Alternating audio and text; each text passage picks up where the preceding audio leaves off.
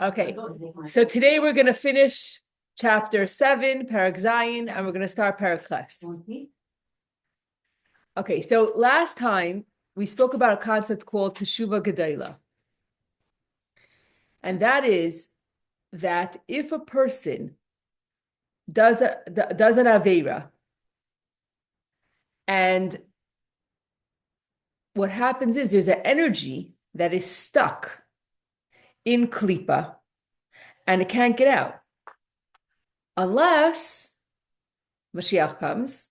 Once Mashiach comes, then the Tumah is gonna be eradicated from the earth, and evil will be eradicated from the earth, and then it won't be a problem.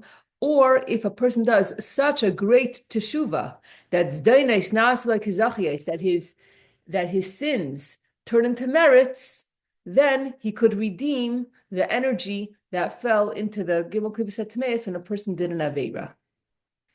So how does that work? What is it, magic? How does it work that a person could God forbid eat a cheeseburger and then to be able to elevate that? So the answer is that it's because this Aveira is what actually propelled him to do teshuvah, and that is why the Aveira ends up turning into a mitzvah. For example, have you ever been in a supermarket or an amusement park and you see a kid that's lost? The kid is frantic. When the kid is fine, all of a sudden they realize that they don't see their mother, they don't see their father, and they go crazy. They're running in different directions, screaming, yelling, because they don't see their parent. So being when they realize that they're far away or they don't know where their parent is, they have this yearning, this fire. It's as if someone lit a fire. There's a panic that they're going crazy looking for their parent. Another example: a person is swimming in the ocean, and all of a sudden a big wave comes, and without realizing it, all of a sudden they realize that they're very, very far away from the shore. And again, panic is not good, but they start panicking, and it's as if someone lit a fire and they're desperate to get back to shore. Just like the child is desperate to find his mother. Another example, you have a couple, they're married. Okay, the marriage isn't so great, but they do what they need to do to take care of the family. And all of a sudden, one day the husband comes home and he says, I want a divorce, or the other way around. All of a sudden, there's this desperation. If the wife says, I want a divorce, the husband is desperate. What could I do to keep my marriage? Another example, a person, God forbid, has a heart attack. And okay, Baruch Hashem, they survive, and the doctor gives them a lecture. And then there's two possibilities. Either, okay, doctor gives them a lecture, and then they won't eat any more, food that has a lot of cholesterol, etc., etc. Or the fact that they had a heart attack all of a sudden shakes them to their core, and they realize they have a whole shift of how of their outlook on life altogether, and they realize, it's a miracle that I'm here, and I spend way too many hours at work, and I don't spend enough time with my family. And can you imagine? I was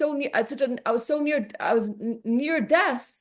Now that I have my life back, I want to change things over completely, and I want to spend more time with my family, and of course eat healthy and exercise, and they have like a new lease on life. So then the heart attack wasn't a bad thing, but rather it's the beginning of a good thing. It's a beginning of a new chapter. It's a beginning of living a life of meaning.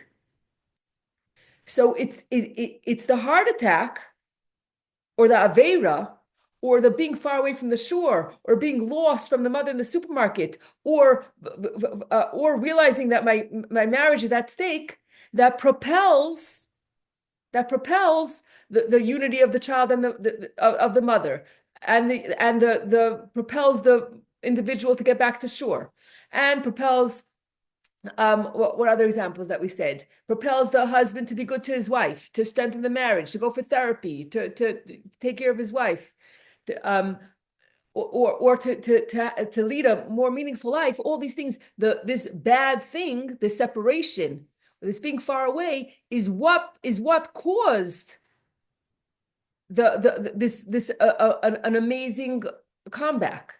So therefore, therefore the sin turns into a merit. This is called teshuva me'ava, teshuva from love, and within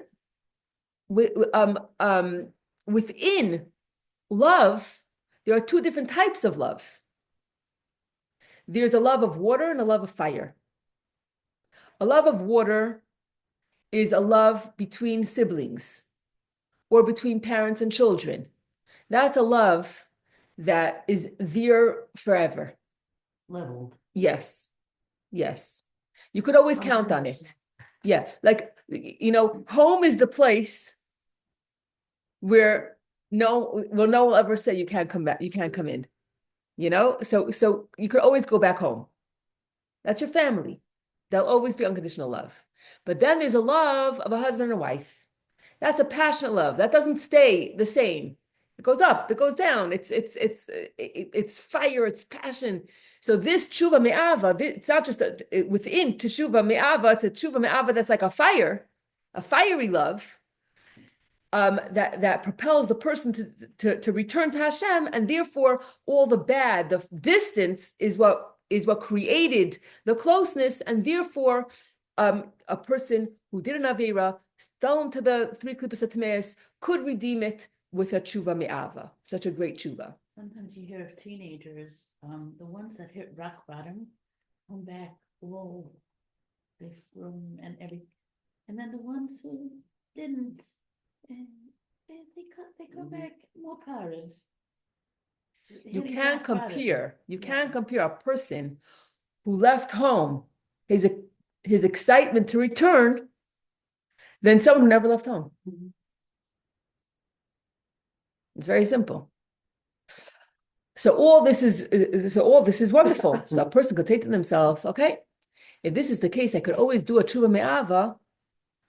So if so happened that I ate a cheeseburger, not so terrible, because I could always do teshuva me'ava and I'll be fine. Okay, it says that if a person sins and says, "Oh, I'm going to do teshuva," that doesn't work. But I'm saying if a davera was already done, a person could say, "Listen, it's not such a big deal. I could do teshuva me'ava. I'll be okay."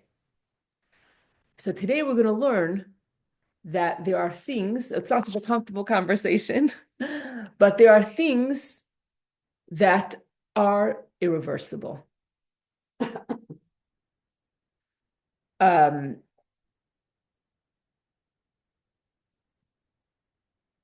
Okay, so part of the conversation only applies to men. So we're going to just go through it quickly, just to understand, because there's still, even though it applies to men, it's still so much that we could learn from it. If a person has to blow their nose, okay, and they don't have a tissue, and instead they use $100 bill to blow their nose. Sorry for the example. What's so disgusting? What's so terrible about it? What bothers you? What's ekeldik about it? The waste. It's such a waste. It's such a waste. So we're going to talk about something that's such a waste. Okay. We're talking about intimacy. We're going to backtrack all the way to... Oh, okay, fine. No, if she wakes up, she would love to join. She always wants to join the time. She would be down, but I think she would come down. Okay. Okay, so here we go. I'll try to speak lower. No. Okay, so Yosef HaTzadik, right? What happened to Yosef? He was 17 years old. He was sold into slavery. He comes to Potiphar's house. Potiphar's wife wants to be with him. and she's almost successful. In the last second, Yosef runs for his life. What did Yosef realize? And if the pasuk it says, it says two different terms. It says to be with her and to lie with her. And it's two different things because he realized that if he is intimate with Potiphar's wife, it's not just a one-time thing and we're done. But rather, when we're talking about intimacy, there's a soul connection. So if he's with her one time, then his whole entire life, he's bound to her. It's not just a one-time thing, because intimacy is so deep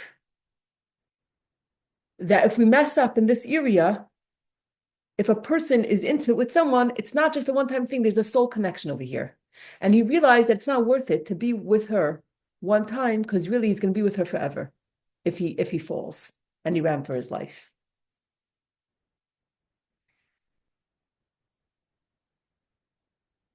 Rewind to Yehuda and Tamar.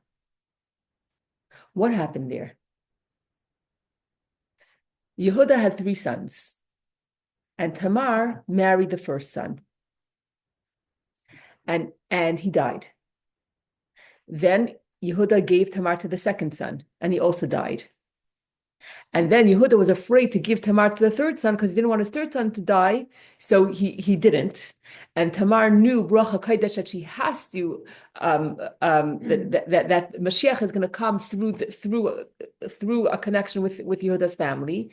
So she had no choice, but she pretended to be a harlot, and and Yehuda didn't know who she really was, etc., etc. So what was the sin that Yehuda's sons did, that therefore they died because they were on such a high level? And that is something that speaks about in Tanya in this chapter, and that is something that applies to men only, and that is something called Moitzi Zera Levatala, which means a person who wastes their seed. What happened? I guess in those days they also cared about women's beauty. So Yehuda's sons did not want Yehuda's sons, the sin was that they didn't want Tamar to become pregnant. They didn't want the woman to lose her beauty. And therefore, they would not, at the last second, they would spill their seed and not be intimate with, and not and the Yehuda's sons were not intimate with Tamar because they didn't want her to conceive. They wanted her to be beautiful.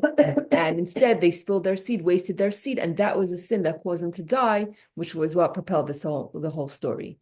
So basically what's going on, if a man wastes his seed, so you're not going to find in the Torah, there's an Aveira to waste your seed. You're not going to find it. Because there wasn't a prohibited relationship over here. It wasn't someone that married someone they weren't allowed. There is no partner. There's a mashpia, there's energy, but there's no makabel. There's no one to receive it. So it's like literally like blowing your nose into $100 bill. And the problem is that there's no such thing as energy that goes nowhere. Isn't the Torah Zimri and Cosby? There isn't the title also, I'm saying in general, this is built in tremendously. That it's not broken. The sin is zero at all. So I'm not sure if it's a okay, it's obviously something that is not supposed to be done. But the question, More than that, though. Even.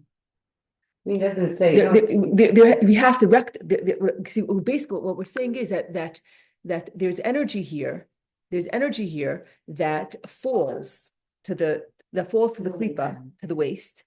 And it's not just that you broke that halacha. It's more like the ramifications. Yeah, there's a stain. There's a stain here that has to be cleansed. Yeah, so I'm saying it's more than just so basically, if I ate a cookie and I ate the cookie, okay, we're going to speak about this more. I ate the cookie, I didn't have the right intention, it fell down into the klipa, and then I davened and I learned, and then I brought it back up. Wonderful. But today what we're speaking about is what happens until I chapsach seichel. What about the time until I realized, oh, I should really use this cookie, the energy of this cookie to serve Hashem? Those 10 minutes, as soon as I bit into the cookie, the digestive process already started. And there was 10 minutes or 20 minutes or 2 hours or 6 days, I don't know, that happened where the energy was in the Gimel Atmeis. So yeah, I'm going to bring it up and get elevated eventually. But there's lost time and there's lost energy and there's lost power. And we're as human beings, we're so amazing, we're so powerful that even these few minutes or even wasting something that could have there was energy here that could have created a baby. So when energy is wasted, there's an extra price that we have to pay to rectify it. So in the case of Mighty Zera Levatala, there's a mashpia, there's no makabel. There is no keli. It's not in the same category as a person who who had forbidden relationships with someone that they were not allowed to marry, because we're going to see the ramifications of that in a second. But in this case, in chapter 7 of Tanya, the Alter Rebbe says that for this, in order to rectify this problem of wasted seed, wasted energy, what a person has to do is they have to do teshuvah, and in addition to teshuvah, they have to say Kriya Shema with a lot of kavana. And in Kriya Shema, there's a paragraph a part that we speak about a sword, a double-edged sword. And when a person says Shema with kavana, with this double-edged sword, they are killing or getting rid of the demons that were created, the energy that was created that fell into the klipa that was just wasted. Because once it's wasted, it's wasted. You can't Waste something. Yeah. No, but the cookie you could later use. This is wasted, you can't get it back. Right. Why could you use the cookie? Because the energy, if let's say you tune in later and use that energy to serve Hashem, then you took that, why is that different? Okay. You can't do it, it's wasted. There's no way to bring it back. It actually creates spiritual. Right. And the cookie does not actually creating anything. She's saying that, yeah, energy. Create energy, and you're not using it, you're doing it for self-serving reasons, but if then soon you're gonna serve Hashem, then you use that energy and you elevated that. You're saying that this creates I'm not saying, I think spiritual, that's what you said, let's say right? spiritual children that actually need to be killed with a sword, right? So basically, if I was to make levels, we're going to learn in chapter 8 that the cookie, the time that it took until you use the energy of the cookie to serve Hashem, we're going to have to take care of that also. But were you creating anything when the cookie was not used correctly? Was anything actually being established and created, or was just a lack of? Was someone being created? You mean like something bad being created? Yeah, was something negative actually being created? Because then it would seem like the same. So it's not the same. Right. It's not the same. Because that's the thing. Intimacy, this whole world of intimacy is a whole different parsha. It's a whole different parsha. So the damage is much greater. Just the severity is like. Yeah. And just to explain for 5 seconds how much Yiddishkeit upholds the concept of marriage and sanctity of marriage is very simple. When we daven Shemon Esrei, which direction are we facing? Mizrach. What's Mizrach? We're facing Yerushalayim. In Yerushalayim, which direction are you facing? Beis Hamikdash. In the Beis Hamikdash, which direction are you facing? Kodesh Kodashim. What's in the Kodesh Kodashim? The Aron. The Aron has the Kruvim. What's the Kruvim? The Kruvim is male and female, which represents male is the Eibishter and female is the Yidden. And when the Yidden were doing what they were supposed to do, the Kruvim were actually like intertwined. And then when the Yidden were not doing what they were supposed to do, then it was back to back, the Kruvim. So it just goes to show that this And what is the luchais that's in the aron? The luchais is the marriage contract. Because the luchais are engraved with the 620 letters are engraved in the luchais for the 613 mitzvahs plus the 7 mitzvahs to Rabbanan. So that the luchais represent this marriage, is this covenant between the Jewish people and Hashem. And the ultimate of everything is the male female dynamic. There's a mashpia makabel in everything, in everything, and within a marriage, you have the mashpia makabel. Okay, you have intimacy, but in everything, there's mashpia makabel within the marriage. The woman makes the dinner, and then the husband eats it. So the woman in this case is the mashpia, and the husband is the makabel. But either way.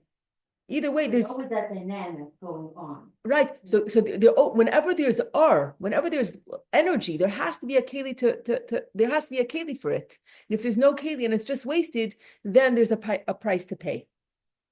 So okay. So Mitzvah Batala is not the end of the world, because a person could do teshuvah and say Kriya Shema with a lot of kavana, and they're able to take, to Kill the negative energy. and to fix the damage that was done with the wasted seed. But now there's something that can't ever be undone. And that is if a person marries someone that they're not allowed to, and they have a child, Mamzer. a mamzer. Once your child is born, you can't undo that. Just like murder, you can't undo murder. Is taking away a life. And once you create a life, you can't take that away. So a mamzer, and today what that would mean is if a person was married and did not have a proper divorce, and then they marry someone else, then that child is a mamzer, and that could never be undone. And a mamzer could only marry a mamzer, but then Only the H is ish, right? Yeah. That gives birth. Yeah. What happens when a moms are married? The moms are what's with their children? They're not They're- children. Yeah. 10 generations. How many? 10 generations. They're Wow. not supposed to get married though. No? No, They're not supposed to continue the mamzera. So it's like a shavach if they stop it. That's what I heard. There's a very, very interesting book about Tshuva wrote. Everyone ever read it? She was engaged, she got engaged, and she found out right before her wedding that she's a mamzer. What's the name of the book? It's a great book. It is so moving. And then she ended up, she broke the shidduch obviously because he was from Tshuva, and she ended up becoming a divorce lawyer and making sure everyone, she never got married. She just makes sure everyone has a get. Wow. Yeah. The only thing that you could do, is you could. There you go. Wow. There you go. That's true. Getting the chills. But And her non-from siblings all married. That's what's so sad, Wow. because they're not from, like they have wives and whatever. Are they married? Married Jewish, but I don't from. wow. What Rabbanim try to do is they try, especially the conservative reform marriages, to try to prove that the first marriage wasn't a marriage. Right. Here they couldn't because there was a from grandmother that made sure the first marriage was so orthodox, and then she died.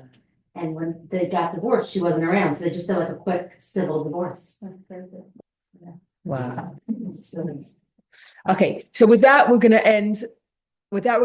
Chapter 7. We spoke about things that are not so comfortable. We speak about the Mighty Zer Levatala, which needs extra help to get out of that.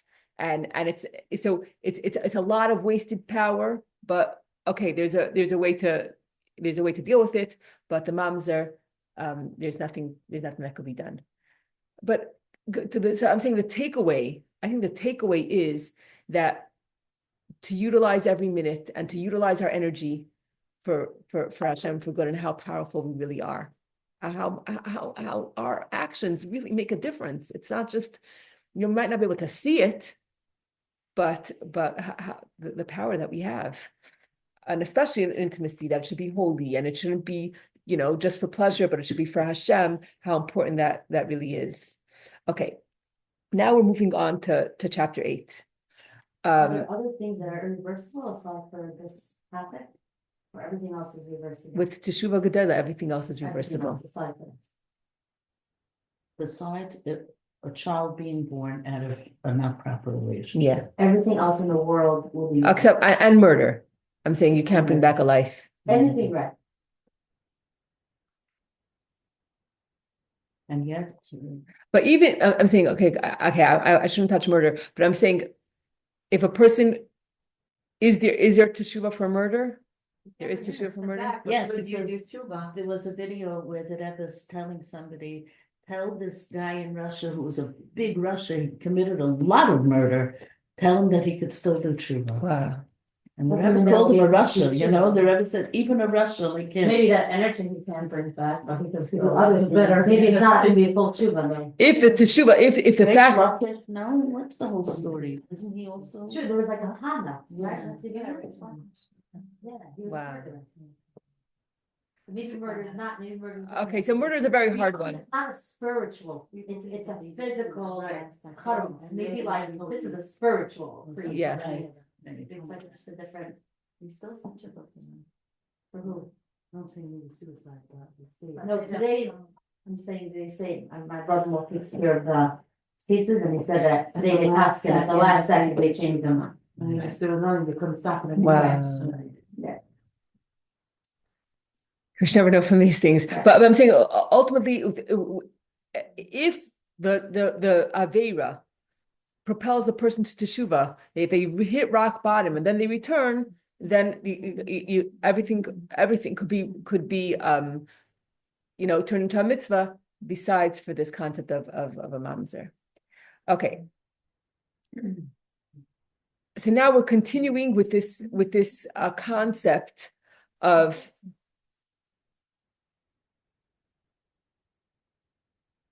we're going to continue with this concept of things that we do or things that we say, the effect of these things, even if it wasn't an avera. For example, the cookie, the time that it took until you use the energy of the cookie for Hashem, what happens with that, and other examples. We're going to be again. So we're talking about. I guess in last chapter we spoke much more generally. A person comes in contact with something. They have a choice. They could use it for holiness. Or they could shut it down to unholiness for a certain amount of time. If it was permitted, if it was forbidden, then it fell, and then you needed Shuvah Gedayla. But even though whether you did it to Shuvah Gedayla or whether you elevated it eventually, there's still damage there's still damage because there was energy, there was potential that was wasted, and what happens? How do we deal with that? Okay. So basically, what we're saying is that even if you had a tablecloth and wine spilled on it, and you scrubbed it and you scrubbed it and you washed and you scrubbed it, but there's still some kind of zecher. There's still something that's left, on the tablecloth. So there's still an impression. We still make an impression, even after we do the work of elevating it again. There's still something that has to be dealt with. And that's what we're continuing to talk about. Okay, but before we do that, it's a very interesting conversation, and that is, we're talking about demons. Okay, that's it, and that's what the beginning of this chapter speaks about. Okay, so when you think of a demon, what do you think of? You think of a red monster with horns and teeth and whatever it is. That's what we think of demons. But there are three different creations. There are humans. There are three types. I'm sorry. There are three types of beings. There are angels. There are humans, and there are demons. Okay, so animals. So I'm saying within the. So animals is a lower category. So the shadim, yeah. So Shadim, and if you listen to the story tapes of Mhm. the Baal Shem Tov, I don't know which times that they were Shadim. They dealt with that. More. You're Yeah. not supposed to say the word, I'm listening after I said it, I think you're not supposed to say the word. But say what? So we think of this, oh my gosh, like something very terrible. But think of it, I don't know. I never heard of it, but it says it in Tanya.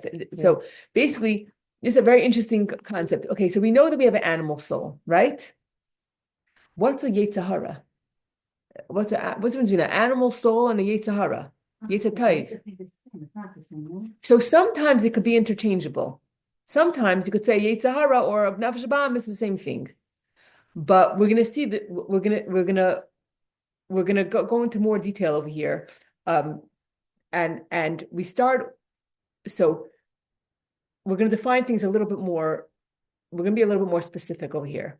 Okay, so first of all, I'm just going to go in order. First of all, we have to know that this concept of demons, of shadim, that they're not just bad. There is a concept of good shadim. For example, Shlomo HaMelech used demons to help build the Beis Hamikdash. So you could think about it like What are they? There has to be a human? Do they have a physical? Oh, so no, we think that it has a physical thing, but it's not. It's a spiritual thing. It's like a mouse in that context. So what's it different than a mouse? Okay, so a malach is the good energy. No, there's negative malachim, there's slachta malachim, no? That's what we always. We always learned that. Yeah. That's how we learned it, that when we do. When you rip out the grass, you're creating a slachta malach. Yeah, we learned that when we do an avida, we're creating a bad malach, yes. Right, Is that the okay. thing? So, okay, and when we do something good, They create a good malach. okay. So basically, okay, so basically what we have to okay, so we're gonna learn this together. We're gonna figure this out. Okay, first of all, we have to understand that within angels and within Shadim, there's different levels, there's different types. And as it says, we say, I don't know why this computer is like dinging like crazy. It says in davening, Yaitzer Misharsim va'asher Misharsav, that Hashem creates Misharsim, servants, and then there are those that serve him. And this is talking about Yaitzer Misharsim, is that Hashem creates angels that are disposable. They do their mission and then they disappear. Or, they're gone. And then there's other types of angels, Hashem Misharsa, that actually serve Hashem. Those are angels like Michal and Gavriel that last for much, much longer, that serve Hashem. So there's all different types and kinds, and we're talking about all kinds of, these are all energies. And it says here, every time we do a mitzvah, we create a defending lawyer. So Which is a shade or a malach? Okay, so let's continue, and we're going to figure it out together. I don't want to say the wrong thing. Okay, and there are demons that we create, and there are demons that Hashem creates. Okay, now, before we continue to answer this question exactly, the Tanya speaks about two different types of demons. There are Jewish demons and non-Jewish demons. Shedin Yehuda'in and Shedin Nuchra'in. What does this mean?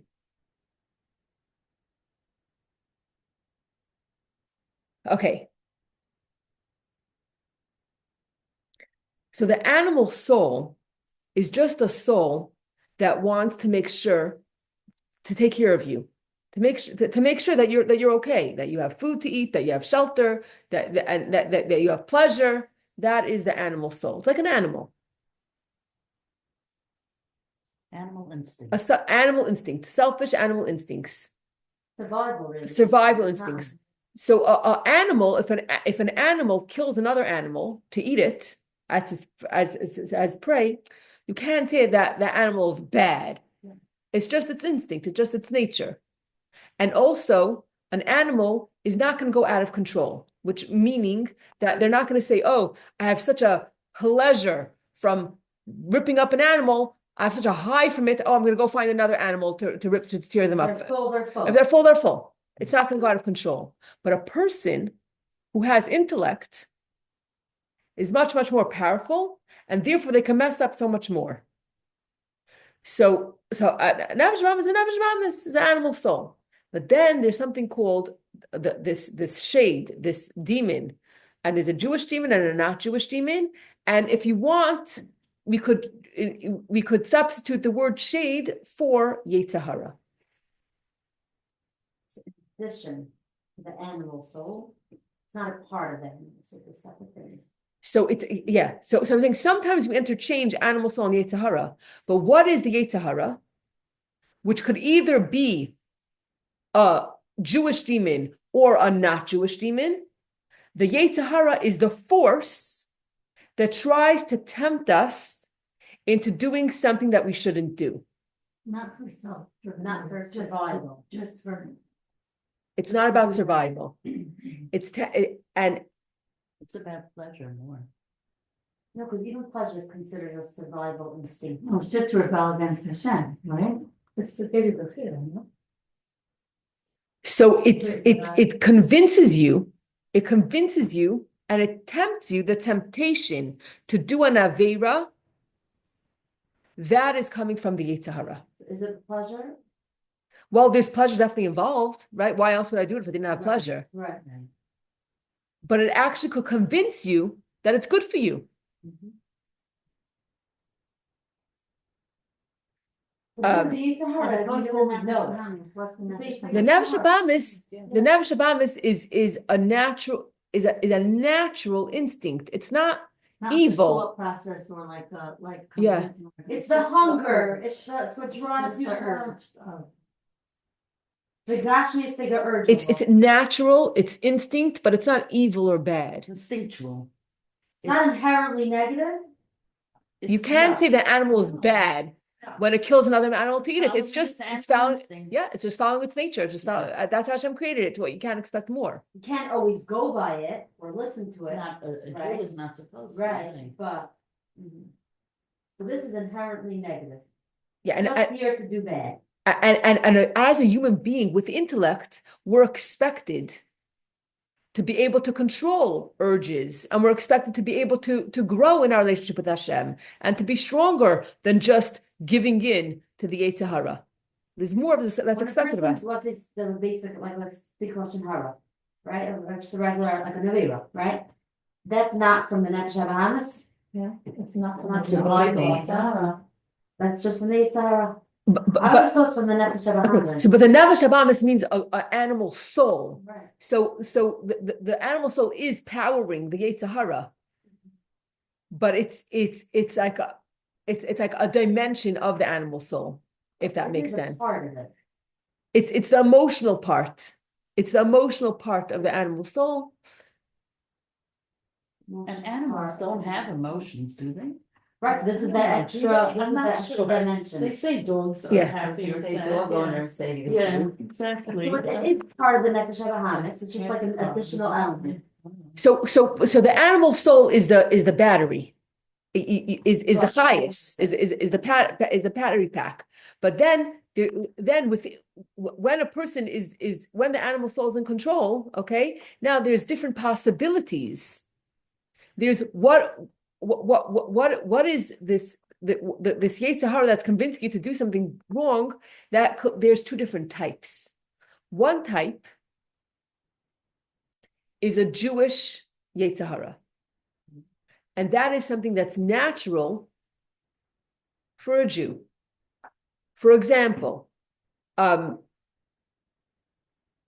have a temptation to eat a kosher cookie, that is a shade, that is a Jewish demon. That's from the demon, to eat a cookie, that's like, seems like regular Nefesh To Bahamis. eat a cookie, not for the sake of Hashem, It's not- just it's for your not own pleasure. survival. Unless you're using it to survive, then it's already not So it's not necessarily an Avera, but from the Yetzer Hara, because that's not an Avera to eat a cookie. if you're not using, if you're using it for selfish purposes. Yeah, it's an Avera, nothing. Could you imagine? Is that true? Yeah, that's it, yeah, Connie, that's it. If you eat a cookie not for, She said it, so then like. Oh, but like, basically, we're fine, like, that's, yeah, those are my favorites, wow, that was very good. But not for a Jewish woman, because we use our cookies to give us. To give us credit Give for us that. sanity, to tell you comfort. No, it's not true. What do? We're using it for energy, But we're right? not We have to go to the conscious. If we're next not thing and we're like, conscious, oh, I'm so tired, let me grab a cookie, right? anything that we're not, oh, wow, we really do. That's called the Jewish demon. or we could say that we're so powerful. Look how much power that we have, that every single minute that we are And it's not mindful. humanly possible to be mindful every single second of your life, I mean, like, seriously. That's a ben, Amy. That's a. Yeah. Okay, and so therefore we're going to see what has to. Okay, so therefore we're going to see what has to happen, because the truth is that it's very, very difficult not to enjoy life at all. Absolutely. Okay, so I just want to explain what's the difference between a Jewish demon and a not Jewish demon. Okay, everyone knows that for Jewish people, chazer, okay, that's a red line that they're not going to cross, right? So, but for a guy, if you go into a Gaisha restaurant, okay, let's say, imagine, and you do tell the Gaisha owner, I can't understand why you would serve bacon in your restaurant. They don't know what you're talking about. Right. Because to them, chazer is just normal. But for a Jew, chazer is not normal. Okay. So for a Jew to eat chazer is a shade, nuchra'in is a not Jewish demon, meaning you shouldn't even desire It it. shouldn't be on your wish list. Right, Should be on your radar. right. How come? I don't get it. Chazer get no unkosher food, yes? I don't understand. It was like, let's say we grew up knowing Chazer, so it's not on our radar, but for any person, why is it not on the radar? To say not on the radar is Not anything kosher, it's else. not kosher. Yeah, I don't get it. say I not don't on their understand. radar, for them, it's also considered a non-Jewish demon. I know, but Even people who eat in not kosher restaurants will not touch chazer. They'll somehow convince themselves that the rest is not so bad. That's what it is. It's rock bottom. It's kind of rock It bottom. is rock bottom, yeah. So we're saying there are things that shouldn't be crossing. It's like, even like when it comes to tattoos, it's a certain level. It's like when you're a cross on your tattoo. I'm saying a tattoo in general, even in a Jewish world, there's levels. So in the Jewish world, Again, many. not levels of tattoos. The fact they got a tattoo Yeah, it's shows that considered you a are low considered a thing. low. Ivanka Considered Trump a low. doesn't never got a tattoo. A high class guy will not get it. Right. It's like a little bit ignorant. It's like Chazer. It's like a nose ring piercings and blue here. No, it's worse. No, I'm trying to say is like there's levels of. Is that to reverse? I never knew that. We could, but. basically we're saying that not all averos and not all temptations are equal. There are things that, for example, shatnez. No, You know they are, you just don't. For example, shatnez, right? No one here has a desire to specifically wear something that's made with wool and linen together. For a guy, they don't even understand. They don't understand the concept. If you told them, if let's say there's a coat that's shatnez, to tell them that it's forbidden and they don't know what you're talking about. It's not on their language to understand the concept of shatnez. Would be like a non-Jewish from the non-Jewish. Yes, for a Jew to wear shatnez. There's no temptation. Basically, so the differentiation is if there's temptation. Yeah, what type of temptation? What type? But everyone has their own levels of temptation based on having grew up and their circumstances. But to have a temptation to do something that's usher. For no reason. It doesn't bring you pleasure. Right? Because they really like the coat. They really like that coat. So to have, so if a person really likes the coat, if a person has a temptation for something that Hashem says is usher, But they still really want to do it. that is a Yetzer Hara or a non-Jewish demon. So is it an assay and like assay? Yes. The same thing with Hilchos Shabbos would be the same thing. If I want to turn on the light, even if I know. If Hashem said no, if you cannot turn on the light, and a person has a temptation to turn on the light, that temptation, you shouldn't even have it. Yeah, that's like off. You shouldn't have it. Yeah. Not because they didn't know that. You shouldn't be attracted. Turn on the light. You shouldn't be attracted to it. Yeah. You shouldn't even be attracted to it in the first place. It's an assay and lois assay, basically. Yes. Never, you know how many Which actually kids doesn't- today use their phones? Never. Never, yes. But what's interesting is that there's a Divrei Chazal, I just flipped the words out of my brain, is that it's better to withhold from a mitzvah than to actually commit the Avera, right? And I guess this follows this train of thought. The person, by not doing something, will commit an Avera, and by yes doing something, will commit an Avera. They should rather withhold. What's the, I'm not understanding. yeah, there's What it a, makes. that follows this train of thought, I This guess. is Asa and it's like, Yeah. it's different leaves. The person is going to commit based on where they are or whatever, is going to commit. Either they're going to have to do something. Or by In other not doing words- something, they're also committing an Avera. In other words, don't tempt yourself. Don't put yourself in a It's position. worse to do a I think it's assay. worse, let's say, to then to- open a light and not to make kiddush. Right, Okay, okay, that's right, so, yeah, okay. so I guess that follows this train of thought. Because one is just, they didn't do it, they didn't get whatever, and one is, they did action. Uh-huh. One is from the negative, from the non-Jewish demon almost. Is that what you're saying? What it's saying is that there's some things that the Torah says no, and you have a desire for it. That is, you Right. should have a desire. But to have a desire to do something that's not usher, just for your own pleasure. I want to go on vacation to Hawaii just because I want to go on vacation to Hawaii without they share with that. So that is a normal thing for a Jew to want to have pleasure. I want to have pleasure. That's normal for a Jew. But for to desire something that's usher, Yeah. that already it's not Jewish. It's not a Jewish thing. You shouldn't even be attracted to it. Okay.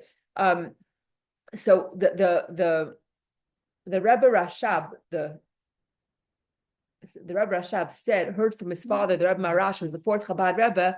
He said that it's called a nefesh habamis, an animal soul, right? A behema is an animal that could be domesticated, a sheep, a cow, right? But sometimes this animal could turn into a chaya, okay, to a wild animal. And it's possible to have an animal soul that's like a sly fox, and it makes you believe that what it is proposing is good for you. Okay. That's the Yitzhara. Yeah. That's its job. Yeah. Okay. So now, That's the non-Jewish demon. No, that feels really good for me. yeah, if you're, But if they want to- it's convincing you that that's good for you.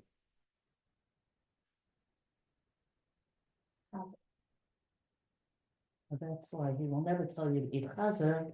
He'll tell you to eat another cookie. Okay. So what happens? How are we going to correct?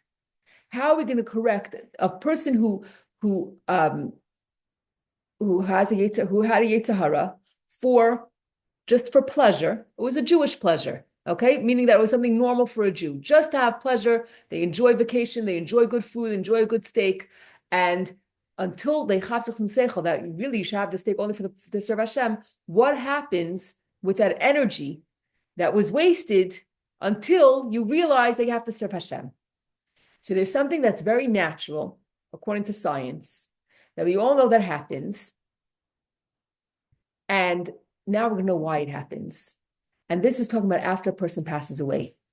After 120 years, after a person passes away, the body goes into a pine box.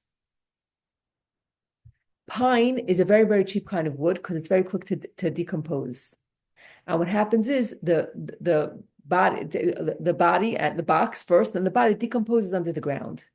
And this is called chibut hakever, which means decomposing of the body in the grave. Kever is a grave. And why is this necessary? because of all the pleasures that we had in our life that weren't for the sake of Hashem, or until they became for the sake of Hashem, to undo that, that is why the body has to decompose. Because every time we have pleasure, we're weighing down the body. There's no way to be the stacking while a person's alive. So the only way the only way it will happen that a person's body will not decompose is if they never had pleasure from this world. There was a way to be the stacking. That's the only way to be in after you die. There's no way to be the stacking. So that's what we're talking. That's what I'm saying. This class is a very uncomfortable conversations. It's about telling us. It's telling us that it's not just okay. Tshuva, it's okay, it's good. Tshuva. Right, that there's some things that you can't fix. You This can't is fix. what's going to be needed. Right. So say, oh, Right, but when you use the energy for a positive thing, you turn it around. right. So even though I turned it around, the time. That's what I'm saying, that we're so powerful. We're so powerful that even though I turned it around, till I turned it around, the time that was The greatest wasted. tshuva is never going to give you back that time. That's what you're saying. Just like we said with the seed, with the Right. spilled seed. When we waste time, when we waste energy, there's something that we have to. So it's actually, you could look at it as it's a gift. Hashem is giving us a gift, an opportunity, even after we pass away, What's this to get. one? It's physical. The body is physical, and by decomposing, when the body decomposes, Getting the rid physical, of it's the- getting rid of it's getting rid of it's getting rid of this energy that dragged the body down because we partook in pleasures of this world, not for the sake of Hashem. So you're going to say, oh, there's no one that could do that. Who do we know that never partook of any pleasures of this world? The stories of the bodies that didn't decompose. Right. So for example, Rabbi Yehuda HaNasi, who was the one who wrote the Mishnah, and he was the representative for the Jewish people in the Roman court. And it says about him that he never partook of the. He said before he died, he had his 10 fingers. He said that these fingers would never partook in any pleasure in this world. So you could say, but Rabbi Yehuda HaNasi, he dressed very well. He had to be in the court to represent the Jews, and he even had golden shoes. So how does it mean he didn't partake of the pleasure of this world? Why it was for Hashem. It was for Hashem, and his golden shoes was made of golden thread, did not have soles. So he felt every single pebble. So it was totally for the sake of Hashem. And when Rabbi Eresh was giving this class, it was the night of Gimel Tammuz, which is the yahrzeit of the Rebbe. And he said that when came Gimel Tammuz, they wanted to put lay the Rebbe to rest next to his father-in-law, the previous Chabad Rebbe, who had passed away 40 years before our Rebbe. So they took shovels to dig, and they hit the coffin of the Frierdiker Rebbe, which means the pine box of the Frierdiker Rebbe never decomposed. Even the box didn't disintegrate. Which shows that there are tzaddikim that live on this world that don't partake of the pleasure of the world, and then they don't need chibut hakever. What is it called when you don't partake in, is it called iskafia? What is it called? Yeah, iskafia. There's iskafia and there's ishapcha. Iskafia means when I push something aside, and ishapcha means when I transform it. So let's say in Chabad, they don't eat certain foods, right? No, iskafia, for example, if it comes dessert and you say iskafia, I'm not going to have it. It is an ava. Yeah. You just eat it and then think of Hashem, like think that you're doing it to give you geschmack in life. Rechiyas Hashem. No, why can't you do that? Yeah, so if Rabbi Yehuda HaNasi was here with us for a Shabbos meal, and Starla brought out the beautiful salmon, a delicious salmon, so we eat the salmon, and we're limited, and we think that our reality is the reality of everybody. So if I enjoy salmon and enjoy it for my pleasure, I can't imagine that there could be someone that could eat salmon for the pleasure just for Hashem. But Rabbi Yehuda HaNasi, he might eat salmon, and he might even take a second helping. You say, oh, he's taking a second helping. Oh, for sure, it's because he's enjoying it. But he's taking a second helping just because it's Grandfather went Shabbos through the war, and just for Hashem. lost his appetite. He wasn't able to really taste much.